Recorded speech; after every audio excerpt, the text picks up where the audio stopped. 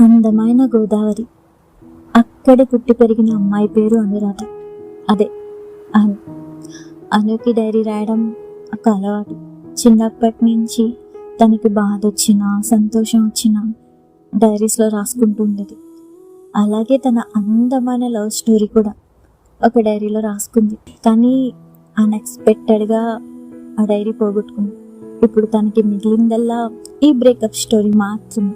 Sorry, breakup story కాదు, heart broken story. So వినిద్దామా?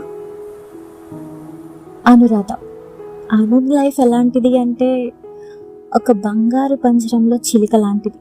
ఆ బంగారు పంజరంలో రిచ్ లైఫ్ ఉంటుంది, పొలిటీషియన్స్ బ్యాక్గ్రౌండ్ ఉంటుంది, చాలా డబ్బులు ఉంటాయి. కానీ అనురాధకి కావాల్సింది ఇవేమీ కాదు. ఆ బంగారు పంజరంలో తనకంటూ ₹1 కూడా తను ఎప్పుడు తీసుకోలేదు. అనురాధకి కావాల్సిందల్లా కొంచెం ప్రేమ, తనని అర్థం చేసుకోవడం, బాధ వస్తే కన్నీళ్ళు తుడిచేవాళ్ళు. కానీ ఆ బంగారు పంజరంలో అనురాధకి చాలామంది ఉన్నా తను ఎప్పుడు ఒంటరిదే. అలాంటి అనురాధ లైఫ్లోకి క్రిష్ వచ్చాడు. ఎక్కడి నుంచి వచ్చాడో ఎలా వచ్చాడో తెలియదు, కానీ